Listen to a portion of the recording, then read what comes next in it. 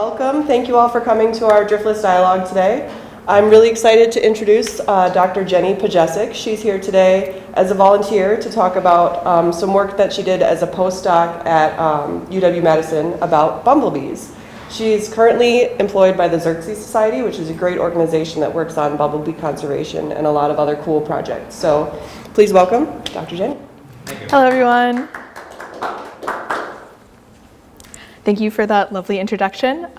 Today I'm going to be talking about the importance of forest conservation for bumblebees.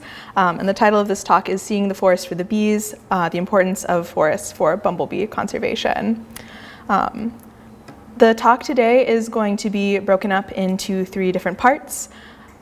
First off, we're going to be talking about why forests and woodlands are important for bees in general. And then I'm going to be talking about some ongoing work that my lab group is doing in the Kickapoo Valley and surrounding regions. And then finally, we're going to tie everything off by talking about how citizen scientists can get involved in research here in the Kickapoo Valley. So for those of you who follow science news at all, I'm sure that you have seen somewhat apocalyptic headlines like this one. Declines of insects have received a lot of media attention in recent years, and that's because over the past century, many insects have undergone widespread declines. There are many reasons for this. Factors like climate change, drought, deforestation, agricultural intensification, pollution, urbanization can all have negative impacts on pollinators and other insects. Right, and pollinators are no exception to these general declines. These insects are essential to our ecosystems. Animal pollinators visit flowers for food. They are collecting pollen and nectar from flowers. And as they move from flower to flower, they are moving pollen from male anthers to female stigmas, which allows the reproduction of those plants. So these animals are really important for not only our economic and agricultural systems, but for our ecological systems as well. There are a number of insect species in the Midwest which have declined so much that they are considered endangered. The rusty-patched bumblebee is one of them. This species has disappeared from much of its range, so it was once present in the eastern United States, but really right now it's only present in some areas in the Midwest and some areas in the Carolinas. So we are in a really unique position where we can explore the habitat requirements of this species, because there is a lot of interest in managing habitat for these pollinators in these areas. Usually when we think of a pollinator habitat, we are thinking of a place with lots and lots of flowers. So a prairie, a conservation grassland, like a pasture, a field margin, or a garden. But forests can actually provide really important resources for pollinators as well. And there's a growing body of evidence which showcases this. Bumblebees use forests in different ways at different phases of their life cycle. So in the springtime, they use forests for floral resources. If you see any big, huge bumblebees flying around right now, those are queens which have just emerged from hibernation. And so what they're doing is visiting flowers to collect food and eat, and so that they can develop their ovaries. And a lot of the flowers they're visiting right now are associated with forests. So your spring ephemerals like bluebells, Dutchman's breeches, trout lilies, those are forest-associated species in the understory. And there are also lots of flowering trees that bumblebees use for food, like apples. After the queen develops her ovaries, she flies around looking for a nest site. Bumblebees will adopt the abandoned nests of other animals in which to establish their own nests.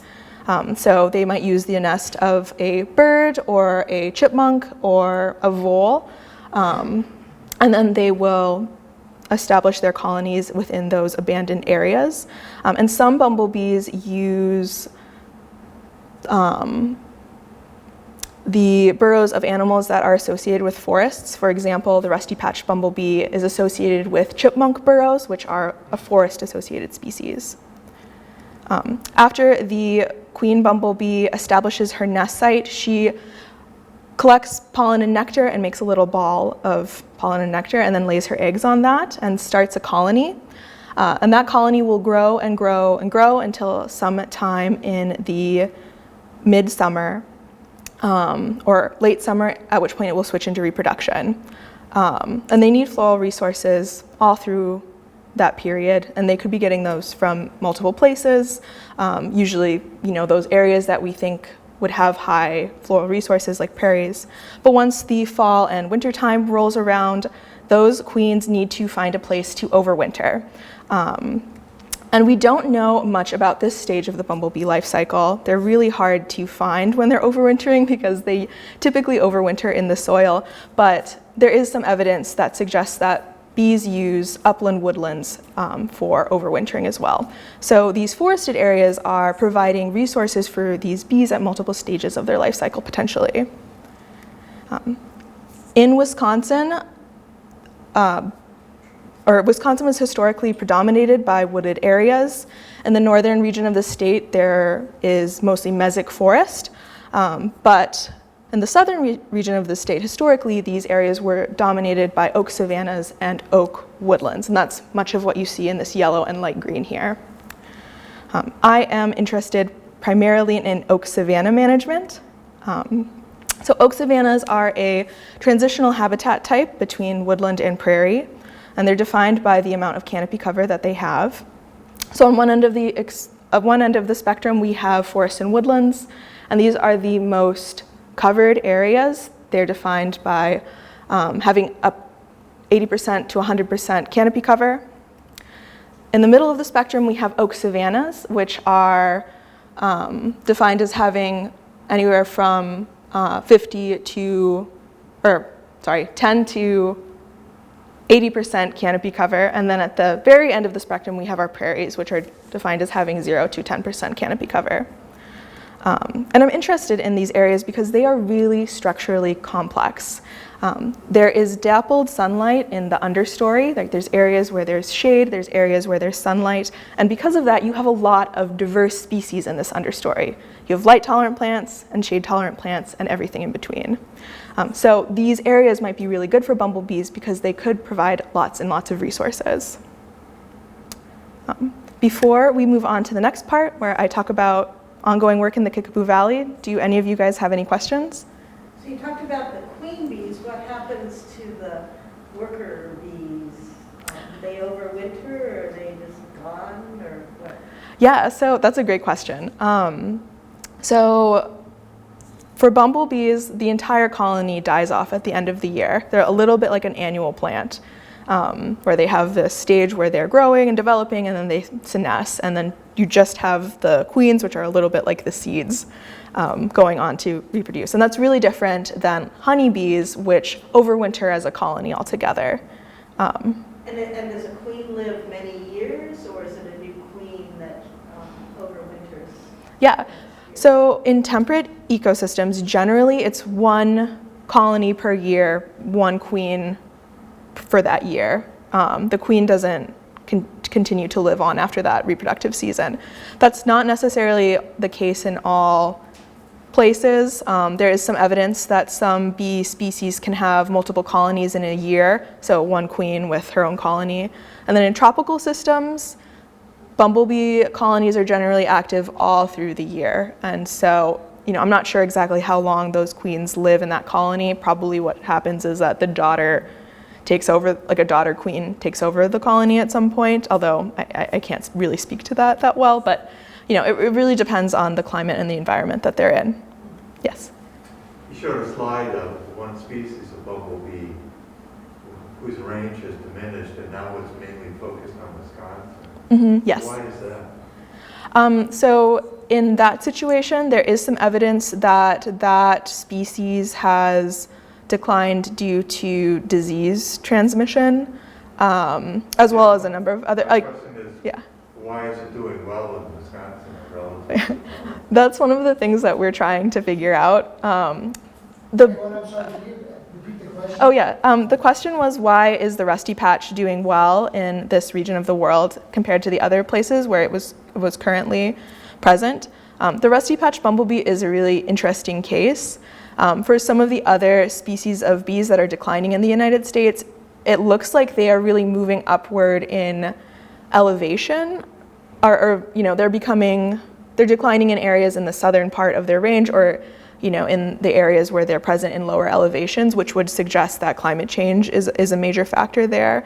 But we're not really seeing that for the rusty patch. It's still really present in low elevation area. We're not at a very high elevation out here in Wisconsin. I think it's pretty unclear why exactly it's right here that they're still doing really well, but it's typical when a species becomes endangered, they're moving away from the areas of their range that are marginal, and they're remaining in those core habitat ranges, right? Like they're kind of like more ideal conditions.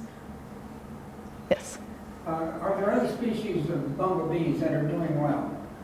So the question was, are there other species of bumblebees that are doing well? And yes, there are. Bumblebees are a really interesting case of insects because we have what we call winners and losers in sort of this changing, under these changing environmental conditions. So some species like the common eastern bumblebee, Bombus griseocolus, which is the brown belted bumblebee, and Bombus bimaculatus, which is the two-spotted bumblebee, don't really seem to be declining. And in the case of the common eastern bumblebee, I think there's some evidence that they are actually increasing in terms of both their range and their abundance. So it is really dependent on the species. But not all bumblebees are declining, and not all bees are declining. Do we have any other questions? Okay, great. So I'm going to move on to the second part of our talk, ongoing work in the Kickapoo Valley and surrounding regions.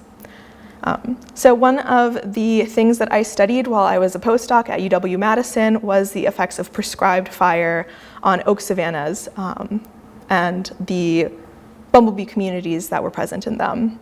Prescribed fire is a really important management tool in the Midwestern United States. The area of the world where I worked, which was in general in southern Wisconsin, was within the ancestral homeland of the Ho-Chunk and Potawatomi tribes. And like many nations in the upper Midwest, they managed the landscape with fire. When Wisconsin was settled, these practices were lost. But over the past few decades, there has been a real resurgence in the use of fire for management of landscapes. But we don't necessarily always know how these management practices are impacting insects.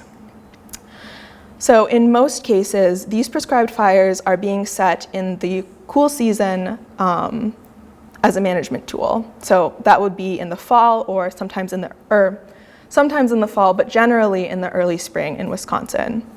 The green up happened pretty quickly after that. After a couple weeks, you start to see new shoots and new sprouts. And as the summer progresses, you start to see flowers return to those areas, right? And this management practice is super important. It clears out all these woody plants and can clear out invasives. And it's really important for the maintenance of these communities. But when we think about what this means for bumblebees, it's not necessarily clear. So these burns are happening in the early spring. And this is either before or sometimes around the same time that these bees are emerging from overwintering. And because that burn is removing a lot of litter and potentially some of the substrate that these bees are using as nest sites, it could have negative impacts on them for that reason.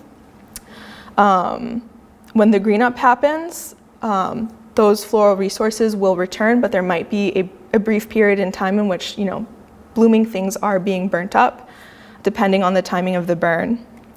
And then later in the summer, we know that because prescribed fire is an important management tool for these communities in general, it may be that prescribed fire would enhance the number of resources available for bees when they are producing workers and growing during that phase of their life cycle. Today, I am just going to be discussing what's going on with the queen bumblebees and some preliminary work we've done looking at that. So our research question is, how do spring burns influence queen activity and early spring resources? And we predicted that we would find fewer nest searching queens in burned areas and fewer foraging queens in burned areas when we were comparing them to areas that had not been recently burned. To conduct this research, we visited 12 sites scattered across southern Wisconsin. In an ideal situation, they would look something like this. So we would have an area of oak savanna or oak woodland that had been burned that spring. And we would have an area of oak savanna or oak woodland somewhere on that property that had not been burned that spring, but that had been burned sometime within the last 2 to 10 years. So we could compare what we see in these unburned areas versus what we see in the burned areas. At each one of these parcels, we would do 2 transect surveys, and what that means is we would basically just walk across a parcel and then collect all the bees that we saw as we were walking, and we would keep track of their behavior when we collected them, so if they were actively looking for a nest site or if they were foraging on flowers and visiting flowers. Not all of our study sites looked like this. Some of the oak savannas we were working in were really small, and so the entire thing might have just been burned in the springtime or had not been burned. And so what we ended up surveying was 10 unburned parcels and 9 burned parcels scattered across these 12 sites.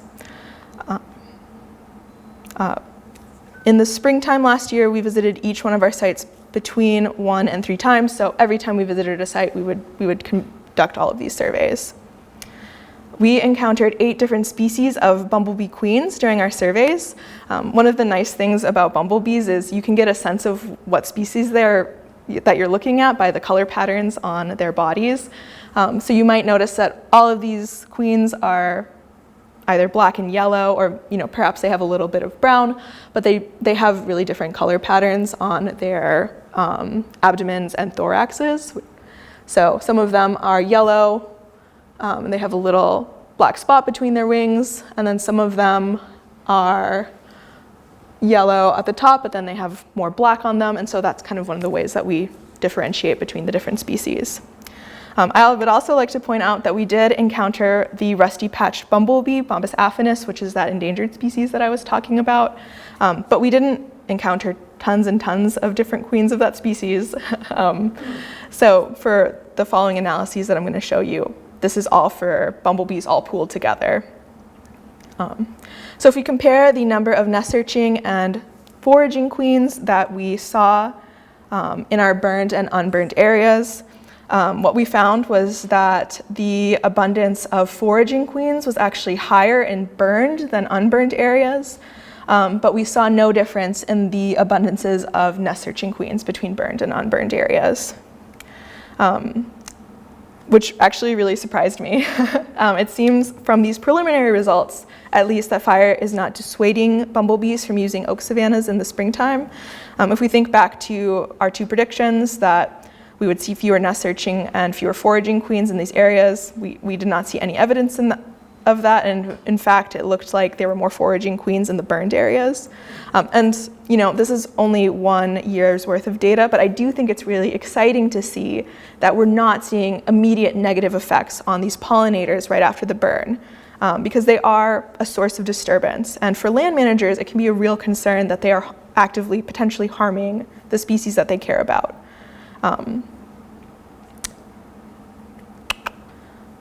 Do you guys have any questions before I move on to the next step? Yes? So in the map that you showed, it said that you searched areas that had been burned that spring and then areas that had been burned in previous years. Mm-hmm.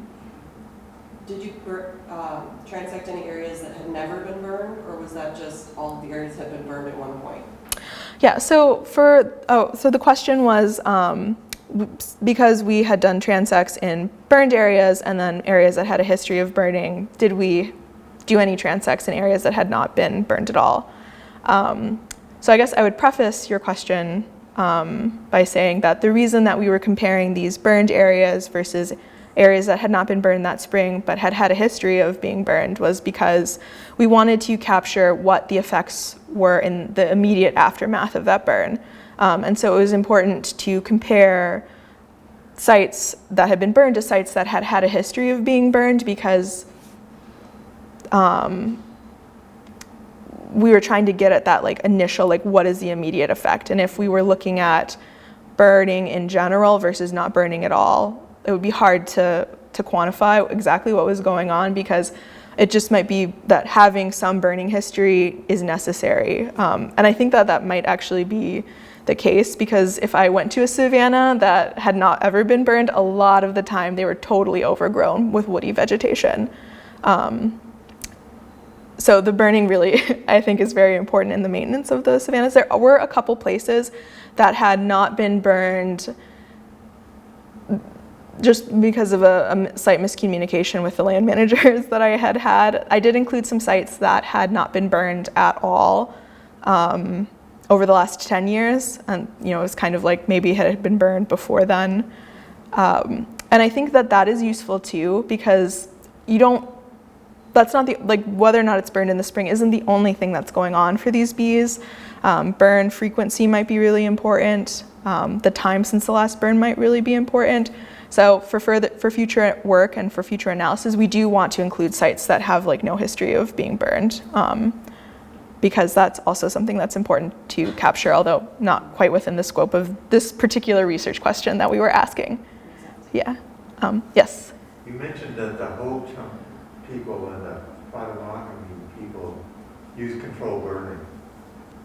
Does that suggest, but the bees seem to have survived that, so does that suggest, is that another line of evidence that controlled burning may be an okay practice to do? Yeah, I definitely think so. So there's a really cool study, I think done somewhere in this region of Wisconsin, where they looked at the frequency of fire by looking at tree rings. And so they were actually able to quantify how frequently these areas saw fire before settlement had occurred. And I think it was something like once every 6 years. But as you are trying to establish a site and move it from being used as agricultural land into being a conservation area, usually managers will burn more frequently than that, because they really have a lot of work to do to kind of get that site back up to the standard that they want. And once you've established a site and it has a good floral community, you can usually reduce the number of burns that you are doing. So yeah, for some managers, they've just started over the past couple decades managing their properties with fire. So it is more, in the grand scheme of things, more recent that these prescribed fires have been, we've seen this resurgence of prescribed fire used in terms of land management in Wisconsin. It was actually briefly illegal, I think, to set fire to the landscape. I think maybe sometime in the late 1800s, early 1900s. Yeah, so, yes. I know there have been a number of oak savanna restorations in the Madison area where things had gotten very shrubby, and other kind of trees had come in, and people went in and intentionally took out the weed trees. Did you look at any sites that had been recently sort of restored as oak savanna, as opposed to ones that had been oak savanna for quite a while? Yeah, so the question was, have we looked at any areas that had been recently restored as oak savanna, or had we been working at mostly places that had been oak savanna for a long time? And so most of the sites we did for the spring work had been established as oak savanna for a while. In my summer surveys, I did look at a few sites that had been more recently transitioned over, or where at least the prescribed fire regimen had been, started within the last few years. I think I might exclude those though. And did you see any differences in those? There was not a ton of differences in the number of bees there, I would say, but the vegetation communities were pretty different. A lot more weedy plants, a lot more woody vegetation. They're honestly, one of the reasons I want to take them out is because they're really hard to walk through. Would get covered in burrs, and we would get I wish I had a photo, because it was pretty embarrassing some of the times we were trying to run a transect through them. Yeah. Do you guys have any other questions? Okay. All right, so the final topic I want to talk about is how you can get involved in bumblebee research as a community scientist. So I showed you guys this map of high potential zones for the rusty-patched bumblebee, and you might notice that the Kickapoo Valley region is an area where there haven't been recent observations of this species. And this could be because there just aren't that many rusty-patched bumblebees in this area, but it could also be because there really hasn't been a lot of survey effort in this area. Our understanding of bumblebee habitat ranges and species distributions on the landscape is in large part informed by community science efforts like the Bumblebee Brigade. This is data of effort by community scientists across Wisconsin monitoring bumblebees. And as you might notice, there are lots of observations of rusty-patched bumblebees around urban centers, but there is also lots of effort by community science around these urban areas. All of this that you see in the yellow, that's Milwaukee, that's Madison. There isn't a lot of effort in some of these more rural areas because there just aren't that many people around to do the surveying. As members of this community, you can do a lot by engaging in citizen science efforts like this in rural areas. There are a couple different programs where you can contribute your time and effort to. The Bumblebee Brigade is the big one in Wisconsin. It's run by the Wisconsin DNR. And if you visit their website, you can sign up, and all you really need to do to engage in that community science project is to create an account and then upload any pictures of bumblebees that you see to it. It's a really fun way to look at the world, I think, through the lens of a community scientist. And this citizen scientist program is what I use to figure out when I need to start surveying during the year, because citizen scientists always see bumblebees before I do. The Xerces Society, which is the organization that I am now a part of, also runs a couple different community science projects. The Bumblebee Watch and then Bumblebee Atlas, and we are actually launching the Bumblebee Atlas program in Iowa this year.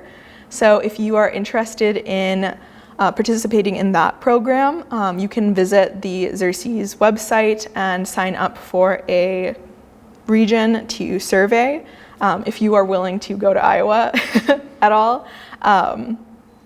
But if any of these programs sound interesting to you, we can chat about that a little bit more after I've completed this presentation. Well, actually, I have completed this presentation. Never mind. So quickly, I just want to acknowledge all of the people who have contributed to this work that I mentioned, my lab group at UW-Madison, which I have just left, as well as my 2 field techs who helped out carry out this work. And I want to say, even though I am now moving on to my role at the Xerces Society, my lab group is still going to be participating in efforts to survey out here in the Kickapoo Valley. We actually just hired somebody to take over the project that I was talking about, looking at fire and oak savannas. So hopefully you guys will have more opportunities to hear about that ongoing work. And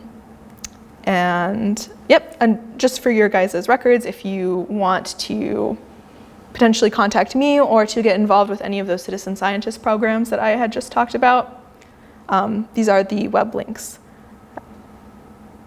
Awesome. Do you guys have any questions for me? I have one, Yes. please. Thank you. Mm-hmm. More general. Do bumblebees favor habitats? Certain species favor certain habitats, such like birds do. Like you don't find certain birds in certain, or you might, but do they? Yeah. Like if you went to a wetland, you would expect to find bumblebee wetlandus, and then in the forest you find bumblebee forestus. Is that how it works? Yeah. So the question was, would you expect bumblebees to have certain habitat preferences the way you see birds having specific habitat associations? And the answer to that is yes, to some degree. Bumblebees are what we would call generalists, or at least generalist foragers. They use lots of different kinds of resources for food, but they do often have specific habitat associations, like a bird might. So there is a species of bumblebee. It's not called the forest bumblebee, but it is called the tree bumblebee. And that species tends to nest above the ground in trees in cavities or abandoned bird nests, or in urban areas, they will also nest in the walls of houses. There are some species that tend to be more associated with grassland, and species that tend to be more associated with forests. So Bombus vagans is a species of bumblebee that is more often associated with forests than Bombus or Comus, I think, is a more grassland associated species. And those lines aren't super stark. Like, you will still see Bombus vagans in grasslands, at least as foraging workers, but they do seem to have slight differences in where they're generally found. And then how about with plant specifics? Because when they forage, they will hit the same species over and over again, correct? Yes. And then later they'll, so are there certain bumblebee species that favor certain plant groups? So the question was, are there certain bumblebee species that favor certain plant groups? And the answer to that question is also yes. So bumblebee foraging preferences are largely determined by their tongue length. So different bumblebee species have different sized tongues, and some of them have really long tongues, and some of them have really short tongues. And the long-tongued species will go to flowers that have really long corollas, I think. Yeah, and then the shorter-tongued species will go to shorter flowers like sunflower. But sometimes the short-tongued species will nectar rob the flowers that they wouldn't normally be able to eat from by like ripping the flower and sucking out the nectar. So they do have, so the answer is yes. And one of the reasons you would see a bee visit the same flower, like if you've ever watched a bumblebee and you see that it like prefers one type of flower, that behavior is called floral constancy. And there's a lot of different reasons why bumblebees might do that. I think one of them is that it takes effort to like learn how to handle a flower. And it's just easier to do the same task over and over again. I'm sure you guys have experienced that. It's also true for insects. And then also, if you have identified a rewarding source of food, it's good to keep going to that, because if you're visiting another flower, like it could pan out for you, or it might not pan out at all. So it's also could be like a risk management type of behavior as well. But yeah, bumblebees are generous and they use lots of flowers, but individuals also have their own kind of specific behaviors. And so they might not behave like a generalist, even though their sisters in that same colony might be foraging on other things. And yeah, sorry, it's kind of part of this. So where do we find rusty patch? So habitat in the flower. But I want to find them. Yeah. Because they don't have them in the Kickapoo Valley, so I'm going to go out and find them, and I just want to know is it cheating? What should I target to find them? Yeah. So the question is, where should you look if you're looking for rusty patch? So that's a great question. They do have really specific, or they don't have specific floral associations, but I would say right now, if you're looking for a rusty patch bumblebee, I would be looking at, if they're not totally dried up by now, like Dutchman's breeches and bluebells are some of the flowers that they use straight off in the spring. Rusty patch bumblebees emerge pretty early on in the spring. So some bumblebee species will emerge early in the spring. Some of them will emerge a little bit later. It all kind of just depends on their species-specific timing. So those early spring resources like Dutchman's breeches and bluebells, Bombus affinis will be using. They also really, really like wild bergamot, that purple flower. I always see them on that. And then So they have a longer tongue. I think they have a medium tongue, but I'm not positive about that. I'm not sure. So the flowers are kind of tubes, or they're somewhat. They are very tubey, yeah. I can't say specifically how long their tongues are. This paper that I just had up, Wolf et al. 2022, that is got like a full list of what citizen scientists have seen rusty patch bumblebees on. So if you are interested in like seeking them out, I highly recommend checking that paper out. And yeah, if you're just going to spots with lots of flowers, I think is a good way to start looking for them. Yeah. Thank you. Yeah, no problem. Yes. So the bumblebees are dependent on their habitat. In places where the bumblebees are lost, plants also depend on the pollinators, right? So has there been a decline in certain kinds of wildflowers in the areas where the bumblebees have declined? Yeah. So the question is, because flowers are dependent on pollinators, have we seen floral declines associated with these declines in pollinators? I can't specifically answer that. I'm not aware of the literature if anybody has made a connection between those two things. Certainly for farmers, pollination services are something that they're concerned about. Small-scale farmers, especially like where I was at in Massachusetts, small-scale blueberry farmers would depend on floral or on pollination services from wild pollinators. And if they didn't get those, they would need to bring in commercialized pollinators and to supplement that. So yeah, it's a huge problem in agricultural systems. For native systems, I'm not as confident about that. But bumblebees or at least bumblebees seem to have really large foraging ranges. So if there are floral resources in an area, they are capable of at least flying to find them. But yeah, I'm not aware of the literature of that. Yes? So I have kind of an unrelated question. Mm-hmm.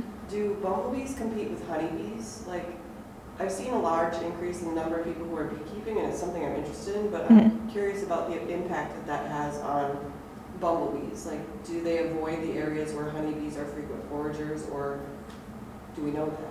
Yeah, that's a great question. I think there is some concern that bumblebees are competing with honeybees, at least to some degree. I don't think that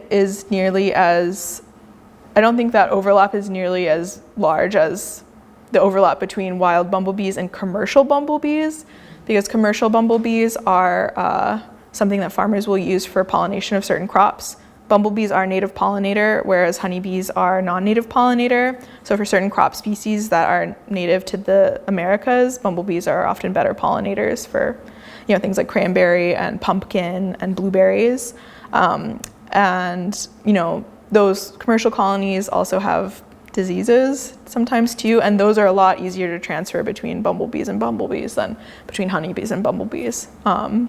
So I think that if you're interested in honeybees, that's really exciting. Like, they are very much, you can kind of think of them as like being an agricultural product, the way like having backyard chickens would be. If you are interested in them for the sake of like conserving native pollinators, that's probably not going to align with that goal. But if it's for the joy of having bees and for the joy of having honey, like, you should definitely go for it, I would say. Yeah.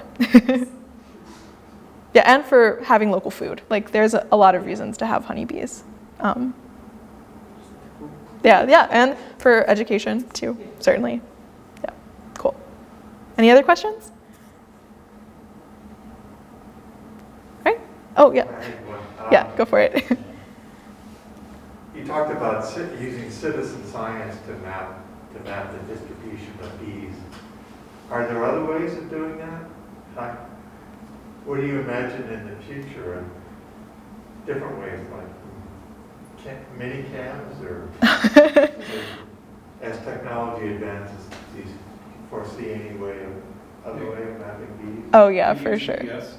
Can they put trackers on bees yet? Yeah. So both of those questions, I think, have really, yeah.